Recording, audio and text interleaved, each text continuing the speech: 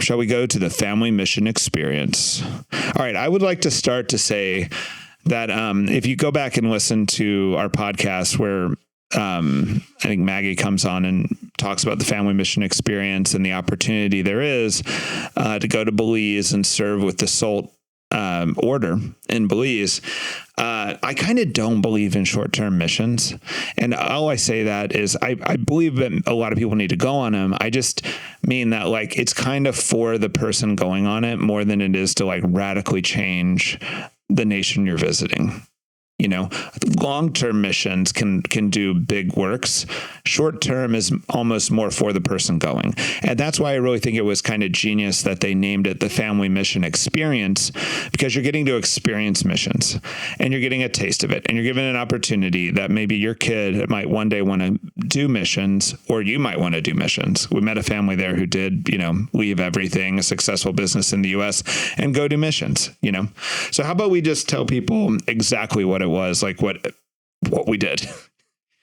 So we flew to Belize and we spent a week in Belize City participating in the mission there, which was primarily working through the various ministries that the priest at that parish already has going. So the very first morning I was able to visit a hospital because Father Scott visits a hospital. So that was pretty awesome for me to go and see. And then we were also able to go to a mass in a nursing home because Father Scott says mass in the nursing home. And we participated a lot in helping out with the Montessori school there right next to the parish and just the daily life of the parish, going to mass and everything. And then we had, we helped to kind of get set up and run a fundraising night for that school, the Montessori school there.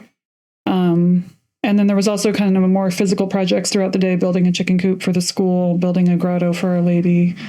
So I loved that they had kind of thought through what can we do for kids of all these different ages. Our kids had a blast. And I think ahead of time, it was kind of like, why are we going on a mission with all our kids? Because we're kind of overwhelmed even regular life. But they did kind of have a beautiful setup to allow people to participate in the work to the extent of your capability throughout the day.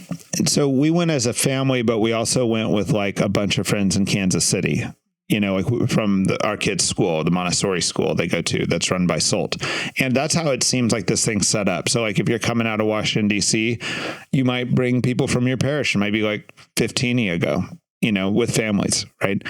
The other thing was I thought a lot of the stuff that I got to do, getting to go to a government-run nursing home in the developing world and talk to the people who live there, and they speak English, which was cool. I didn't the way that Belize is an English speaking country and the way that it's a Caribbean country, even though it's on the mainland or whatever you want to say, was pretty striking.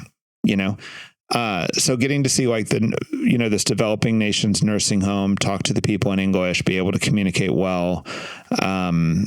I did some homeless ministry one night, getting to see, I've done homeless ministry in the States. It was kind of different there, compare and contrast. There's just a lot of learning that's happening.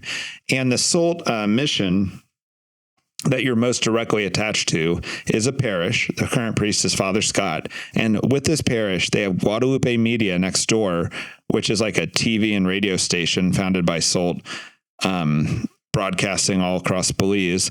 And then next to that is a little Montessori school that SOLT runs. And then down the road is a pregnant women's shelter. Was that run by SOLT or was that run by somebody else? That was run by SOLT also. So you're getting to touch all of these different things that's going on.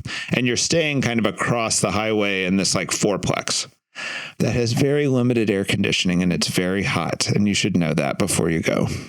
It will be uncomfortable, but you will drink Coke from glass bottles, and it will be the most delicious thing ever. And so every night, so morning breakfast mostly was supposed to be on your own, but one of the people who hosted were exceptional. Yeah. There was a deacon from the States with his family who'd founded the Guadalupe Media Group. He also had been a entrepreneur here in the U.S. with a successful company. There was another guy who'd been an engineer here in the U.S. who was cooking pancakes for the kids. There was another family that lived in a border town that were full-time SOLT missionaries who came in, border town with Guatemala, where they're doing things like running a Catholic community college that's focused on the liberal arts and classical education. And it's a community college. Just like interesting, you know? So they came in, they brought their kids to played with our kids, and our kids had a few friends from school they were playing with, and it was just pretty fantastic, you know? And all the people related to SOLT were exceptional. I was like kind of blown away. Very humble people, and also just very talented people. We've talked about it. Our family has been like very blessed by SOLT, so much that I think it's actually hard to describe. I do want to try to describe at least a little bit. The order has like a beautiful sense of personalism. So each, like, I feel like even with the school, like there's sometimes a mentality of like, I pay for this, I drop my kids off, if I expect this, like it's all transactional.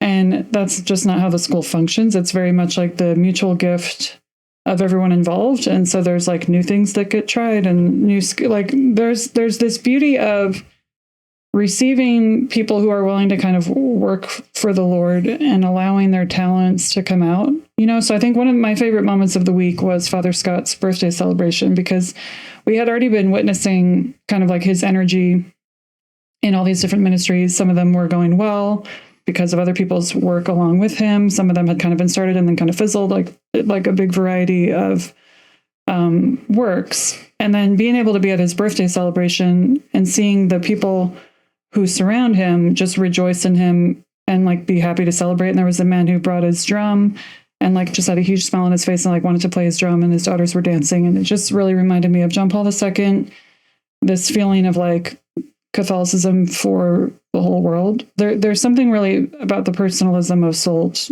that I have never seen in another order. And it is a blessing. There's an idea in all religious orders that you're supposed to be kind of like dead to the world. Like you kind of leave your family and you join this religious order, right? I feel like with SOLT, this kind of forgetfulness of self is done really well. Like this is everyone I've met, even the laity, just seem to be like, we joined. It's not about our ego. It's just, they're having fun. They're pouring themselves out. It looks like, you know, I've seen them go through trials and they do it well, you know. But what was funny was they do almost no recruiting. So SOLT is laity who are kind of like members. You can join, you're supposed to join, if you're married, you join with your spouse. Then there's like the sisters, then there's the priests. And then although they each govern themselves, their mission bases are supposed to be a cooperation between the three. You know, we see it at our kids' school, and we also sell that a lot, very well in Belize, you know. And like when I went up to the lay members in Belize, because I've always wondered why they never ask us to join.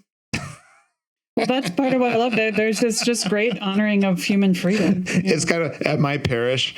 There's a lot of young families that have joined, and I go, you know, I think the nights here are kind of interesting. And they go, this is the first parish I've ever been at that the knights have not tried to recruit me, and therefore I'm a little interested. That's what SOLT feels like a little bit.